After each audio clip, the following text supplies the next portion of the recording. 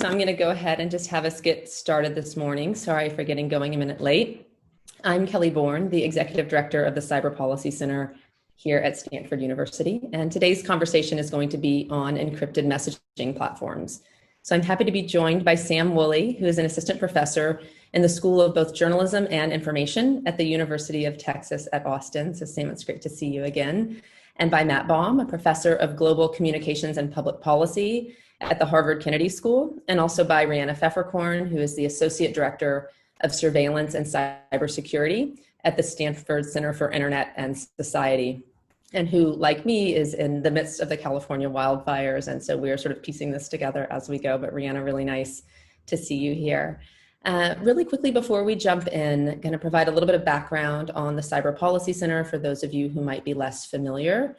Our research and teaching focuses on the governance of digital technologies at the intersection of geopolitics, security, and democracy. And all of our research and teaching is aimed at informing the policy agenda for governments, civil society, technology companies, and academia globally when it comes to questions of how best to govern digital technologies. So we have been hosting these webinars every other Wednesday at 10 a.m. PST. And as I said, today's webinar will focus on encrypted messaging platforms. And of course, encryption has been a topic of public debate since the Clipper chip wars of the 90s, and more recently with the San Bernardino shootings and the Apple FBI standoff that we saw there several years back. And so today we'll be looking at how disinformation spreads on encrypted messaging apps and the policies that governments around the world are considering to better govern encryption. Of course, there are a whole range of encrypted messaging apps out there, WhatsApp being the most popular with 2 billion users, mostly in India and Brazil, Apple's iMessage coming in close with 1 billion users, Telegram at over 400 million users, and Signal, the one that I prefer that has been used by the WhatsApp, or founded by the WhatsApp co-founder, has somewhere between 2 million and 10 million users that has not been formally disclosed. And so, of course, there are a range of privacy benefits to encryption, particularly in authoritarian regimes, where these apps can help to enable counter-protests and political organizing, but have also been banned, many of them, in China, Russia, Pakistan, Iran, and elsewhere. So many privacy benefits, but their encryption also makes them easier to spread disinformation campaigns and much harder to study, unlike some of the larger public platforms that we often focus on with Facebook and Google and Twitter. So we know that there is quite a bit of disinformation that has spread on these platforms and that it has contributed to rising levels of violence in Brazil, India, Mexico, Sri Lanka, Myanmar, the United States, Venezuela, and elsewhere. And as a result, companies have experimented with how to manage the flow of problematic content by limiting the number of times a message could be forwarded, labeling forwarded messaging apps, or including visuals to indicate that they have been forwarded. And last year, WhatsApp finally taking the step to prohibit forwards beyond 5 steps away from the point of origin. So a lot of different experimentation going on here. And with today's call, we want to hear first, Sam, I'd love to turn to you to talk about how online disinformation and propaganda have been evolving and how producers of manipulative content are leveraging closed messaging apps and geolocation technologies.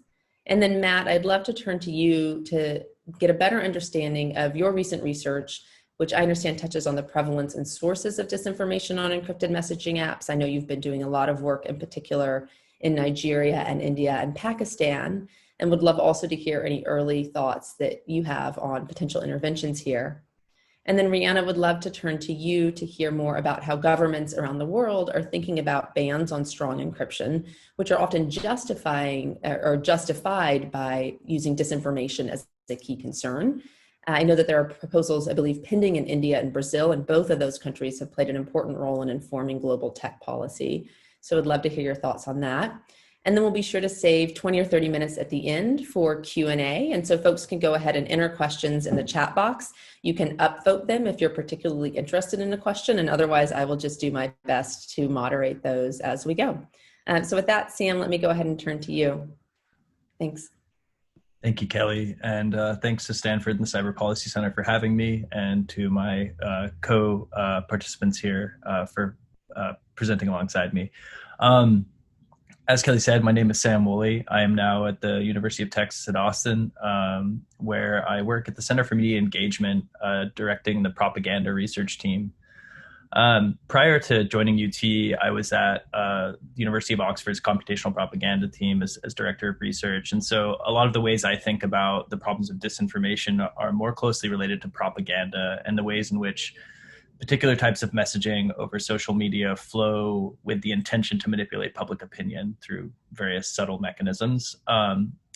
Unlike a lot of other people, I think, in the space, my focus is ethnographic and qualitative. So all of the stuff I'm going to share with you is going to be coming from the mouths of people who are making and building a lot of the propaganda campaigns, creating some of the bot profiles and sock puppets that get used to proliferate this stuff.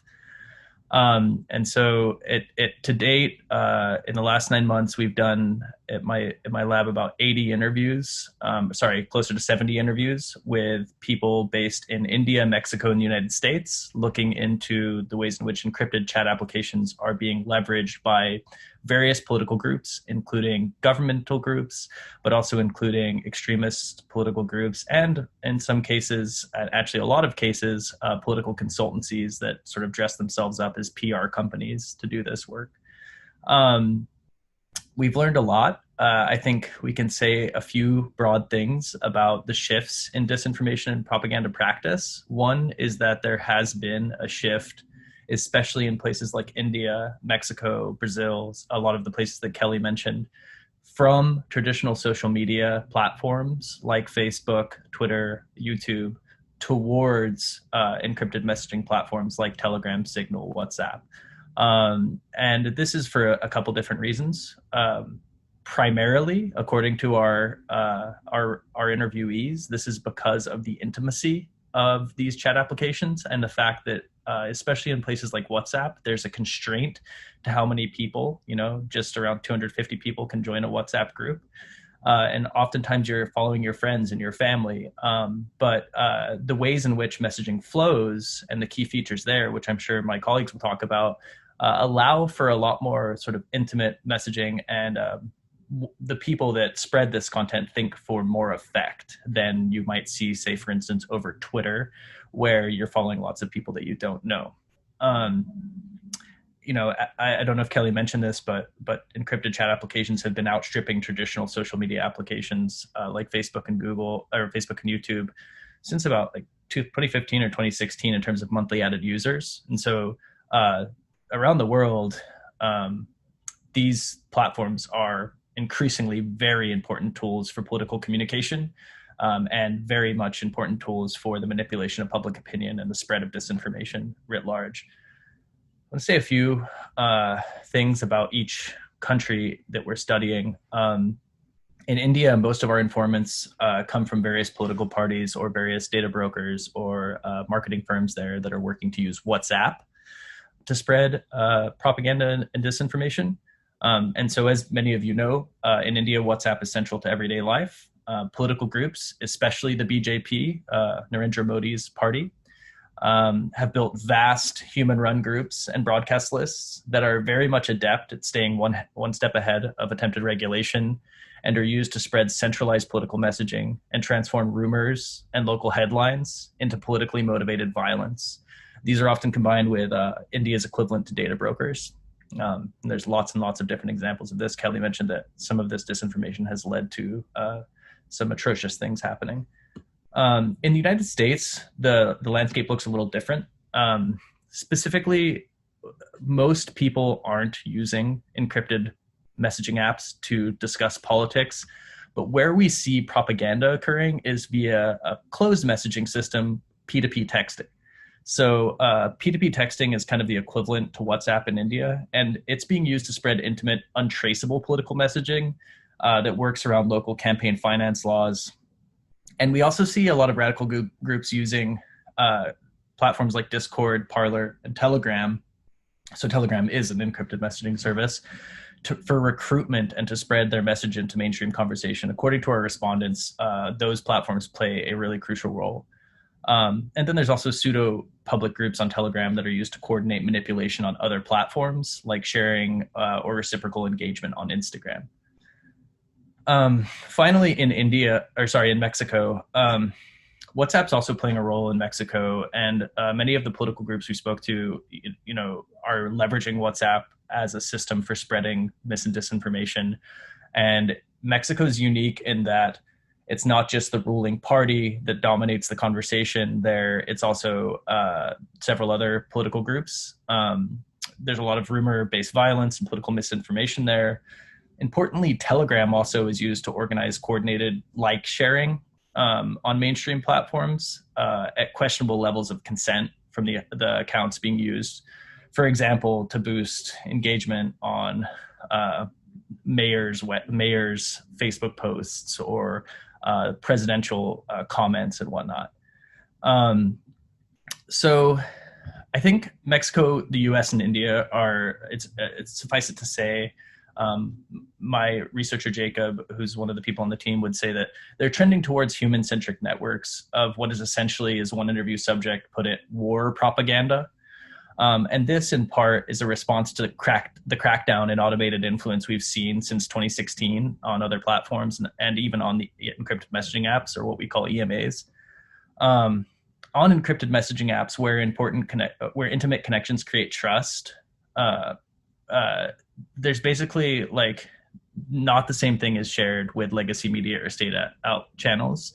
The use of these encrypted messaging apps is a critical step in the creation of sharing of disinformation and this kind of content. They seem to be pretty immune at this stage to content moderation, and influence and coordination can be carried out from inside the platform. You never have to leave. And then basically, I would say just in closing, the sort of encased nature of what's happening on encrypted chat apps is one thing that we're particularly concerned about. I'll turn it over to Matt to let him say more about this, because I think he'll probably have a lot of thoughts, and I appreciate your time. Great, thanks, Sam. And Matt, looking forward to it. Okay, let me go ahead and share my screen. See if I can do this correctly the first time. All right. Okay, are you all seeing the slide as opposed to my second screen? Yeah, okay, awesome. All right, so I'm going to present a smattering of results from a pretty substantial ongoing study that I'm conducting with some colleagues, Olive Baranovsky and Irene Pescetto at Harvard and Ayman Jahani at MIT. We are looking at debunking misinformation that appears on mobile instant messaging apps in developing countries. We're also interested in sort of exploring how much there is, how widely it's shared, and the like. So I'm going to just touch on a few aspects of this. As Kelly mentioned, I'm going to focus today on Nigeria, India, and Pakistan. We're also doing work in Myanmar and Brazil, but that's not ready for prime time yet, so I'm not going to present it. So the project consists of a mix of surveys, survey experiments, and qualitative interviews. Because of time constraints, I'm just going to present a few of the results from survey experiments. And obviously, I'm happy to talk about some of the other aspects in the Q&A. There are two primary research questions that I'm going to focus on in terms of results I show you today. The first concerns the prevalence of misinformation. How widely are misinformation stories that appeared on mobile instant messaging apps recognized, and also how widely are they believed? And then correcting when, why, and how will debunks delivered via mobile instant messengers be effective? I'm not going to read through this entire set of summary statistics, but this is what our samples of users look like. These were, in all three cases, the first wave of two-wave study. So these are samples of mobile internet users, and presumably as a consequence, they tend to skew young, male, urban, and relatively highly educated in these three countries. And I'll leave it at that there for now. So the first question. So to look at prevalence, we showed each respondent a series of claims, a mix of misinformation claims that have been debunked, some mainstream claims, and then also some placebos, claims that we just made up to sort of test the validity of people's responses. So examples of debunks might be, misinformation claims might be hot coconut water kills cancer cells, or tomato pasta and Coca-Cola is an emergency blood tonic that helps blood donors replenish their blood. We had another one, the United States CIA issued a posthumous apology to Osama bin Laden after new evidence cleared him of involvement in the 9/11 attacks. So things of that sort. So debunked claims were were the most recent that had exceeded the median number of shares across all qualifying claims that appeared in 2019 from fact checkers in each of the relevant countries. And then the mainstream claims had similar sharing prevalence and appeared at the same time in the same week originally as the debunked claims. So here's the first set of results. So this is showing the probability of having seen the true claims, the misinformation that was circulating online, and the placebos. And we see a pretty high percentage of respondents that reported seeing the false claims. So almost a quarter in India, 23%. They put little red arrows to sort of guide you to the relevant bars in each case. 23% in India, 28% in Nigeria, 18% in Pakistan. Not overwhelming, but pretty significant percentages.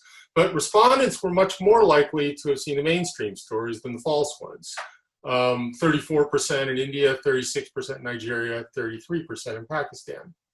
We did not, however, find any significant differences between the false claims and the placebos. There are several possible interpretations of this. It suggests perhaps that people are not recalling the details of the false claims, but are more likely assessing them based on their perceived plausibility or the form that they take. Do they look kind of like other true or misinformation claims that I've seen? This is something that we're still looking into. So these slides, or these graphs rather, show that folks were also more likely to believe mainstream claims than false claims in all three countries. So, and this is by 40 to 24% in Pakistan, by 41 to 28% in India, and by 40 to 26% in Nigeria. So looking at this, I suppose you could see this cup as being half full or half empty. So the good news is that you're more likely to have seen the mainstream claims than the false ones. The bad news is that a quarter or more of respondents reported encountering the false claims. So it kind of depends on how you want to look at it. While participants were more likely to have seen the mainstream claims on mainstream media outlets like newspapers and TV, we saw the opposite on messaging apps. On the closed messaging apps, the false claims are seen at higher rates than the mainstream claims. Here, 37 to 29% in India, that's the one that's on this screen. In Nigeria, it was 48 versus 39%, and in Pakistan, it was 46 versus 38%. So quickly turning to the second research question, when, why, and how will debunks delivered via MIMs work? Here, this is sort of a three-part question. So the first part of this concerns the format of the question. So what fact check formats work best? Audio, video, text. The second are fact checks that are shared from strong ties, which we defined as close friends or family. Are those more persuasive than fact checks emanating from weaker ties, more like casual acquaintances? And the third is the attitudinal similarity of the source. If the debunk of a pro-attitudinal, one that supports your partisan view of a false claim, if it's shared by an in-group member, someone who shares your party affiliation, is that more likely to be effective than the same message shared by an out-group member, someone who affiliates with an opposition party? And we looked at this through a 2x2x4 design. So we look at tie strength, strong or weak, the political agreement being sort of yes or no, high or low agreement, and then the correction as being text, audio, or a visual meme, or a control condition. So folks were randomized based on all of the, across all of these dimensions, based on feeling thermometers they provided regarding a bunch of groups, social groups that started the survey. So we then asked people to provide the name of a contact that met a two-part description. Half of them were asked to name a strong tie, as I defined it. Half were asked to name a weak tie. And then separately, they were asked to name someone who strongly agreed with their political views or someone who strongly disagreed with their political views. Everybody saw a pro-attitudinal example of misinformation, so something that's aligned with their political views. And then they saw this in one of the four conditions, text, audio, or a visual meme. This is just an example from a couple of cases of the in-group versus out-group, and basically the difference across these is which party is being emphasized. And also obviously also we randomized the strength of ties. And then here's an example where of the three formats. So either audio, a pure text meme, or text surrounded by a photo with the note that it's false content prominently displayed on top of it. So here's a couple of results here. The change in belief here is measured as the difference between the two questions when they're asked prior to versus post-treatment. Higher in this case means that your belief in misinformation reduced from before to after you saw the treatment. And what we basically see here is that audio correction worked best, significantly better than text or image correction. And this is true in all three countries. So here we're looking at tie strength. So in this case, again, in all three countries, debunks shared by strong ties were more likely to be reshared than ones presented by weak ties. And then here we're looking at in-group versus out-group. And in two of the three cases, India and Pakistan, we get statistically significantly stronger propensity to share a debunk that originated from an in-group member relative to an out-group member. In Nigeria, it's the same pattern, but it's not quite statistically significant. And when you combine those two dimensions together, by far, people were most likely to share a correction that emanated from a strong tie within their in-group, and they were least likely to share something that originated from a weak tie within the out-group. So to summarize quickly, we find that users encounter more misinformation than mainstream news on mobile instant messenger apps, but the opposite on traditional news, but they're more likely to encounter mainstream news overall. They tend to pay more attention to voice-based corrections, again, all three countries, than they do to text or image-based corrections. Corrections from a family member or a close friend are reshared more than corrections from an acquaintance, and corrections from a like-minded individual reshared more than corrections from non-like-minded individuals. So a few quick takeaways.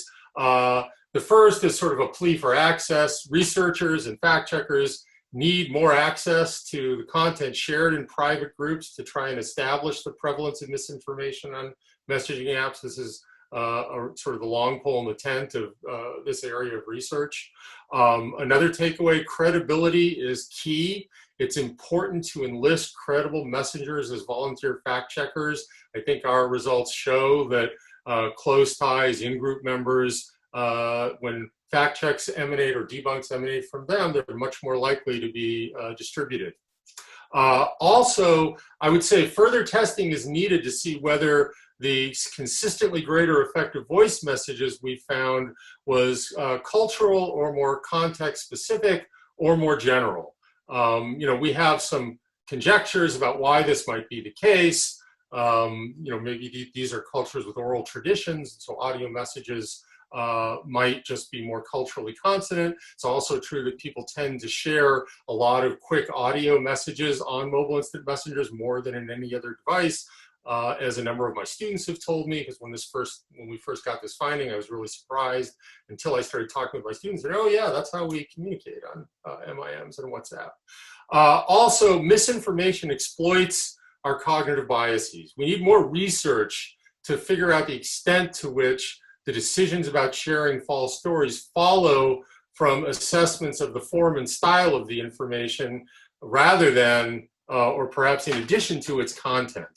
And here I'm referring to the lack of a significant difference between the placebos and the false stories. And the last thing or the second to the last thing I want to mention is just what's left in this project.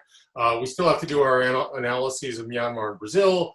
We have some additional hypotheses concerning the sharing of debunks, differences between social network sites and mobile instant messengers, as well as over time effects of misinformation and debunking.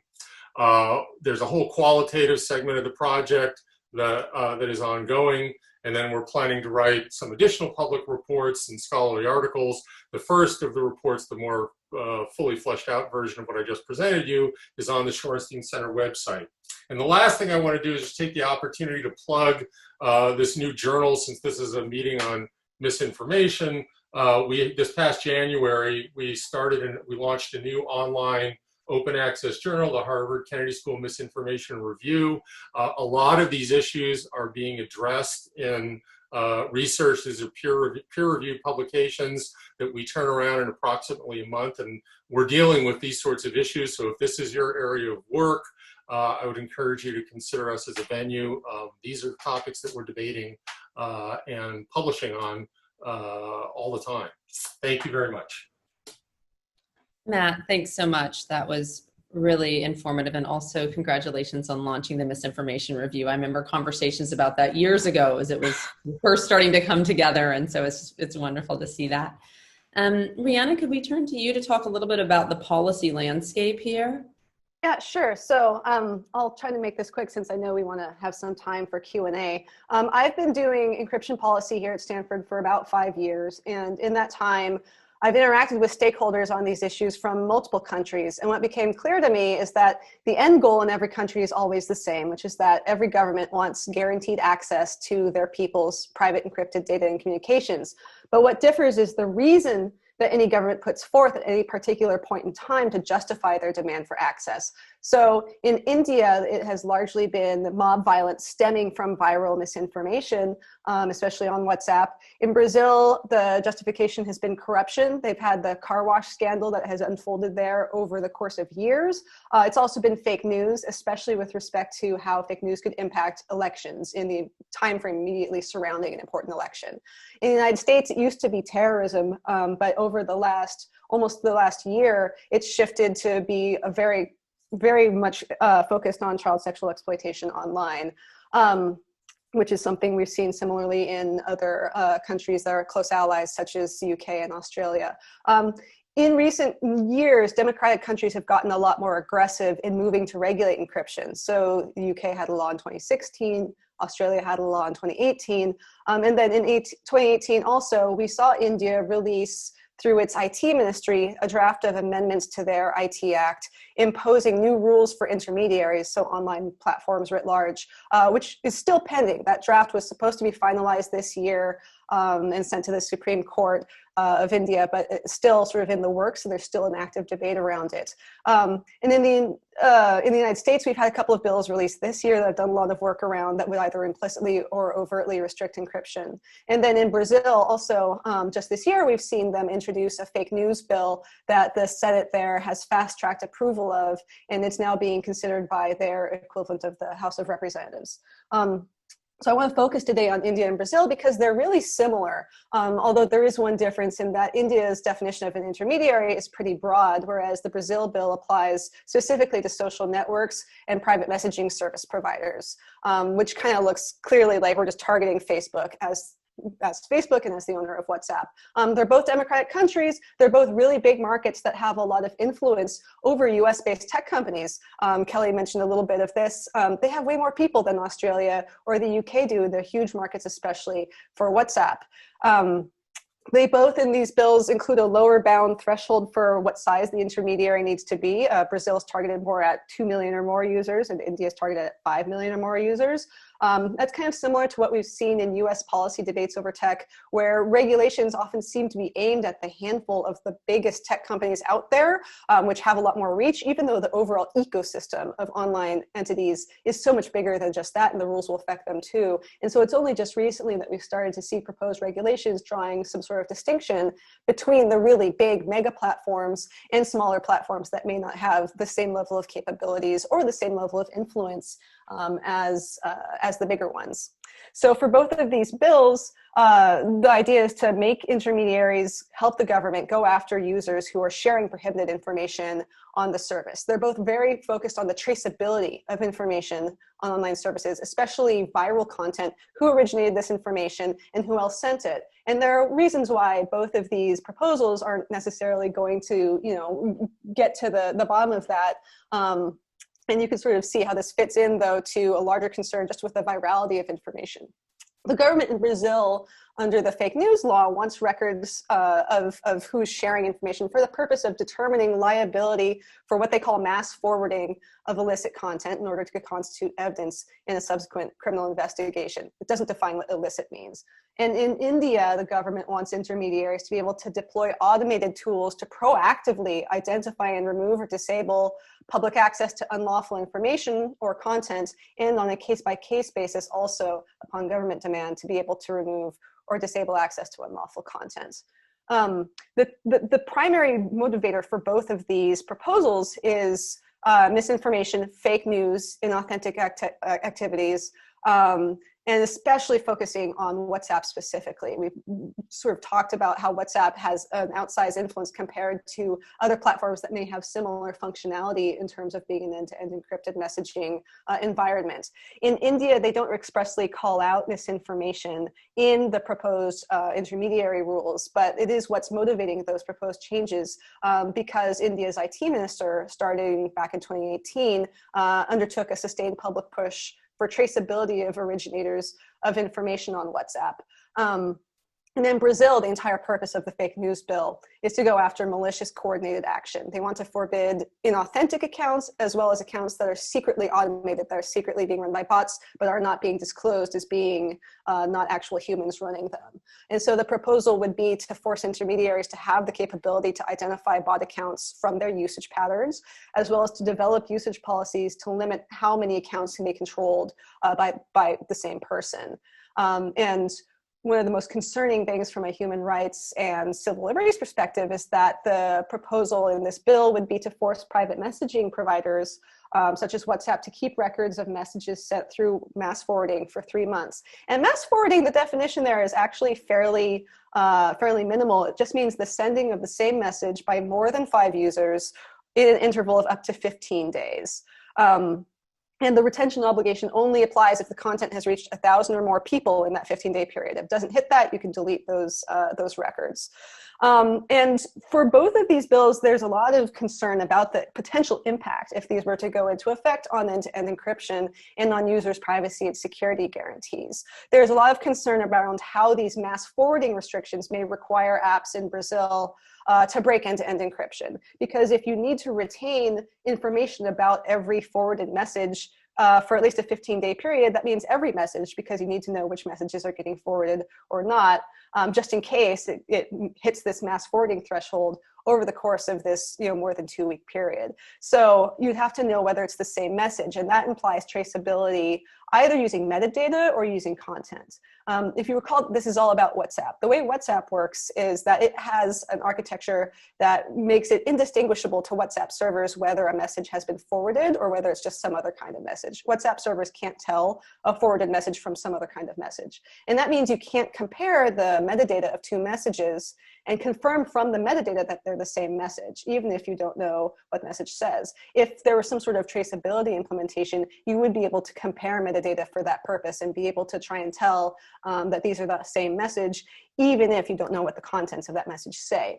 And so the most obvious ways to implement the fake news law, if it were to go into effect, would either be keep huge amounts of metadata about all users' communications, or potentially the easier way might just be, let's just break encryption in order to get access to the contents of a particular encrypted message.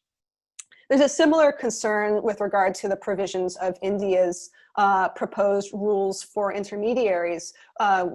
Two of those proposed rule changes are particularly problematic. One is their traceability requirement, and one is the proactive monitoring requirement that I mentioned before. The traceability requirement says that intermediaries shall enable tracing out of the originator of information on a platform as may be required by a government agency. That has all the same problems as the Brazil proposal does. And then, as I mentioned, there's this idea of forcing intermediaries to implement automated tools to proactively identify and remove content or disable access to it. And the only way to be able to filter it is if you can see all of the content that's being uploaded, not just a forwarded message where maybe you could have metadata to identify that, but anything that originally gets uploaded, you need to be able to see the contents of that in order to be able to tell that this is something that needs to be proactively filtered and blocked out. So one sort of interesting interaction for both Brazil and India, and it's weird how similar these contexts are really, is that right now both countries have cases pending in their respective Supreme Courts that have to deal with these issues. So these new proposed regulations are wading right into the middle of existing legal battles. In India, their Supreme Court ruled that privacy is a fundamental right in a case in 2017. And they had previously in that court quashed a public interest case that had been brought that tried to seek a ban on end-to-end encrypted platforms such as WhatsApp because they don't have the ability to decrypt messages for law enforcement purposes. And right now there's a petition pending in the Indian Supreme Court trying to enable traceability on those kinds of messaging platforms. Similarly, Brazil has really strong constitutional protections for privacy. They consider privacy to be a fundamental right. They're moving towards considering data protection separate from privacy to be a fundamental right as well. And their Supreme Court is currently considering two related cases about the constitutionality of blocking WhatsApp nationwide, as several courts had done at various points a couple of years ago, due to WhatsApp's inability to comply with court orders for the contents of messages because they are end-to-end encrypted. Those cases are on hold right now, but we've seen at least one justice write an opinion that would vote in favor of saying, people have the fundamental right to have their rights to privacy protected. Strong encryption is constitutional, and it is illegal to suspend and block access to apps unless they are somehow violating some other rule, such as a data protection rule. And so whatever happens with those cases that are pending in the Brazilian Supreme Court, if this fake news law gets passed, that will surely also incur its own constitutional court challenge.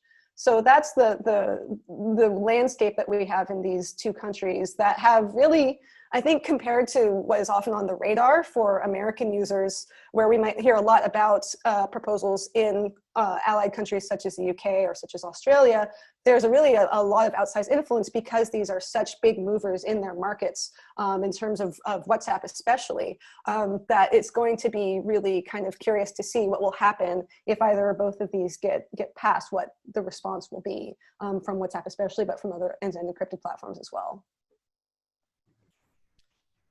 Great, Rhiannon and everyone, thank you so much. This has been extremely informative. We've had a number of questions, some of which have been answered. I'm going to try and bucket them loosely into three main categories, which are questions around the research. So I'll start there. And then questions around what do we know about the impact that some of this disinformation is having? And then questions around solutions and what folks think are most appropriate to balance these concerns around both privacy and the sort of quality of content and information. So starting on the research front, I thought it was quite interesting to see that Sam and Matt, you had really different methodologies. Sam, you coming at this from a more qualitative ethnographic perspective, and Matt, it sounds like your research being more survey-based.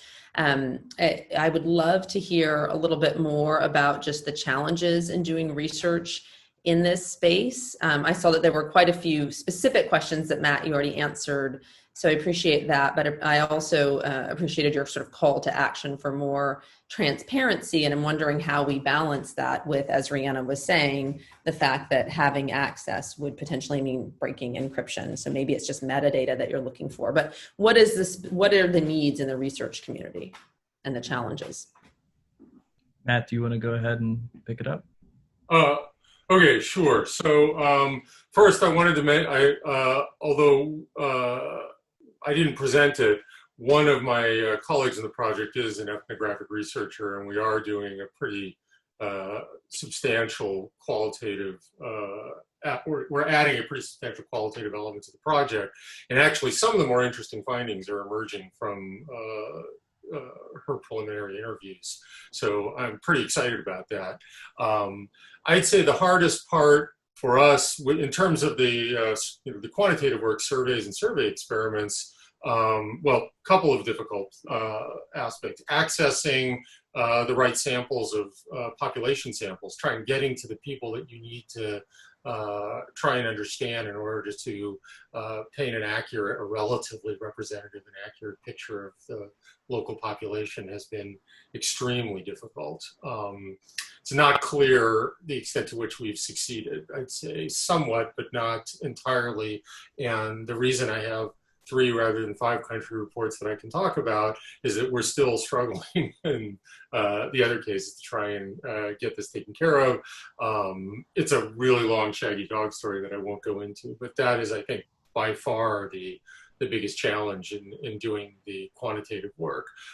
Relatively speaking, we've had a lot of people willing to talk with us. So we've had pretty good success at recruiting interview subjects. And if there's time, I'm happy to talk about that a little bit later. I can't remember what the other question you asked me was, but maybe you should turn it over to Sam to talk about the first question, and we can circle back. Yeah, and Sam, as you respond, I'd also be interested to see, as you're finding interview subjects, curious how you actually find and legitimate that people are purveyors of disinformation, and how you would even locate these interview subjects. Yeah, great question.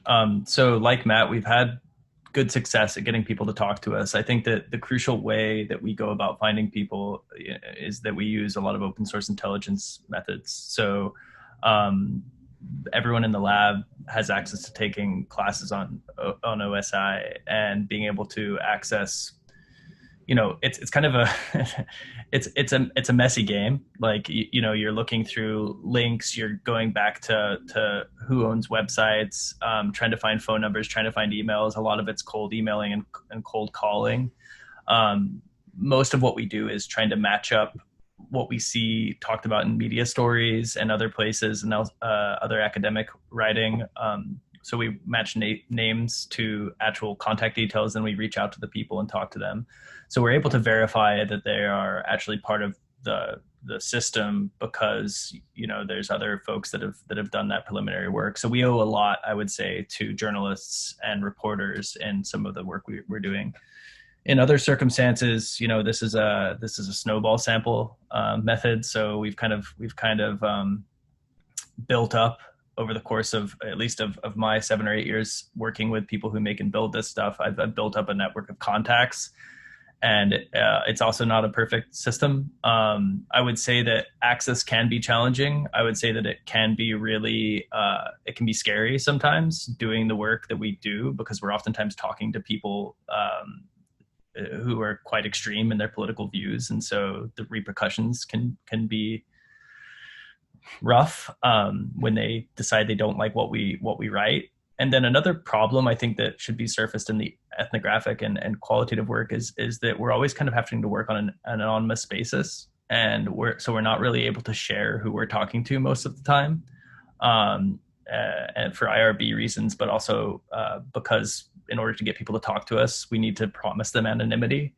And that leads to its own set of problems. Sometimes I just wish I could say, like, this is this person from this political party who's told us this information. But yeah, people's trust in what we're reporting has to be just that. They have to trust in the rigor and the methods. And so, yeah. Thanks, Sam. That's really helpful. Would love now to turn to just questions around impact, and 2 or 3 points that you all made stood out to me. This point, Sam, that since 2015, monthly users of these messaging apps have grown more quickly than the traditional platforms we talk a lot about. The point, Matt, that you made around, misinformation share, there being more misinformation shared, it sounded like, on these messaging platforms than mainstream information. And then, if I understood that correctly, And then this point about that, Matt, you made that people often don't recall the details of the false message itself, but rather recall, more sort of thematic ideas around it, and whether that sort of lends itself to the idea that the impact is less on a specific narrative that people become convinced of and more on just degrading the sort of trust in institutions and media broadly, and sort of exacerbating tensions, but without any of that more sort of specific recall, which I think has interesting implications for debunking. And then, Rhianna, the points that you were making about the many infringements to privacy that are being considered in order to remedy this. So 2 questions came up for me, and one from the audience. The scale that we are talking about with these encrypted messaging platforms, because obviously part of our concern about what we were seeing on Facebook and Google and Twitter and so forth was just the massive reach. But when you can only reach an audience of 256 and maybe forward that 5 times, how do we think about the potential impact of these platforms versus platforms with much larger audiences? And then this point that I think you had made, Matt, around, let me just start with this one, Sam, and then I'll come back to it. But the question was specifically for you on the impact of EMAs. Yeah, so I think that the impact, as someone who doesn't study effects as much as they study kind of trends and themes, I would say that I'd say this cautiously, but I think that the impact is wrapped up in what we think of as relational organizing, at least for me right now, especially in the US context, but increasingly in places like India and Brazil. I recently wrote a paper with some colleagues for Wired, or an op-ed for Wired, on the fact that there's a rise in what we see as something called nano influencers, basically groups like Main Street One and others, Main Street One being on the left and others in the United States and elsewhere, leveraging these sort of paid influencers, nano influencers, regular people to get on messaging applications, to do P2P work, or to do stuff over Instagram as well. That also enters into this ecosystem in a way that isn't clearly political action. And so it's a way to get around the fail safes that have been built into the platforms, like built into Facebook, Twitter, YouTube, to detect automation and to stop the use of bots from amplifying information. But basically paying people off platform a set amount of money to extol a particular political view. And all of this work around relational organizing is concerning to me, because the level at which it's happening is a much more familiar one than the kind of propaganda that we've seen in years past. It's not just like these broad scale attempts to barrage people with a bunch of junk. It's actually like using people in a network. It's to talk to their friends and family and get them to change their opinions. And that's really stressful, because there's not, the policy interventions there. And I wonder if Rhianna has ideas on how we prevent this, but the policy interventions there are less clear for me. Yeah, thank you. I think that that's an important point that you bring up around, it's not just the quantity of people that are exposed, it's the quality of the relationships, and thus the sort of strength of perceived endorsement behind that misinformation that can sort of strengthen the impact. So would love to turn, and I can bucket this question for Matt into the sort of questions around impact now, and then sort of moving to solutions. And Rhianna, would love to hear your thoughts on what can be done. I appreciated, Matt, your point around in-group corrections being more effective, and I think that maps to what we've seen Adam Berinsky finding at MIT, and when Kevin Munger had done that Good Bots study a few years ago that you guys might recall. I think we continue to see evidence that people who are in-group racially or from, in terms of religion, often, I think, if I recall in Kevin's study, it tended to be males were better perceived at correcting than females, which I of course remembered and took issue with.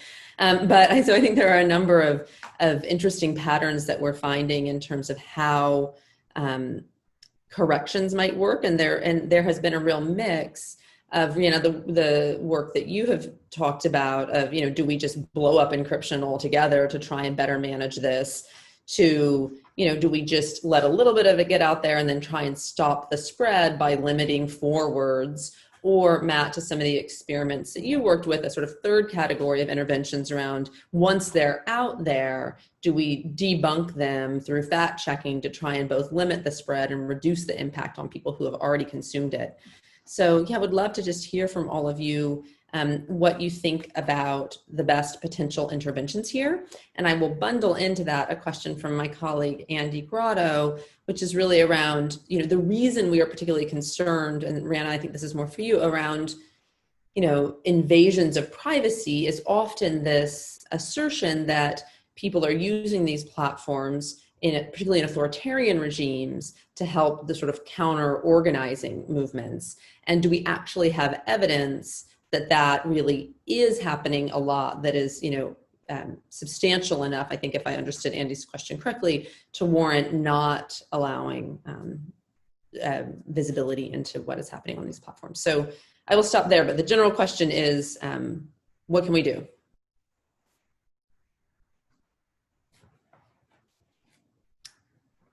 And I don't know if Rhianna, you want to go first, or Matt? Sure.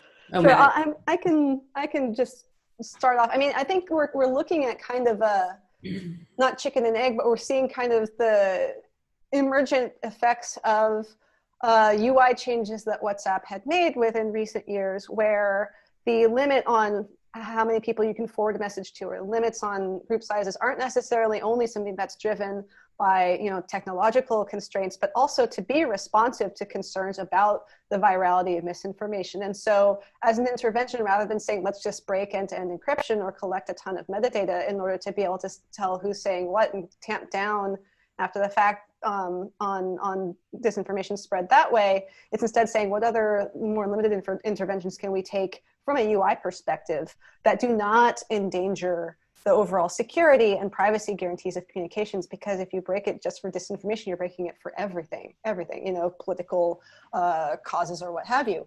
And so by trying to say, and so I think it's worth trying to do some measurement to say what has been the impact and the effect of these kinds of changes, to make it harder to just unthinkingly spread information without some sort of critical reflection or thought about it. I'm reminded not only of WhatsApp's changes to group sizes and forward limits, but also of Nextdoor here in the US, where, I think the kinds of interventions we're talking about are things that go straight to the heart of what are the particular pressure points for division and dissent and tearing populations apart in any given society. In the United States, it tends to be racism. And that's been weaponized quite effectively by Russian bot activity, et cetera. But with Nextdoor, because they had such a problem with people just posting basically racist posts about people doing completely legal stuff in their neighborhood, but who had the wrong skin color, Nextdoor introduced a bunch of obstacles in the way before you could just post something, to sort of ask and bring out more details of what exactly was this person doing. What was it that was suspicious or wrong about it, so that you didn't just end up posting, there's a black guy walking down the street. And they found that actually did help in terms of cutting down on the posting of racist information or racist Nextdoor posts in these particular contexts. So, as an intervention, like as a lawyer, from working with companies on their privacy policies or their copyright policies, it basically always came down to UI changes.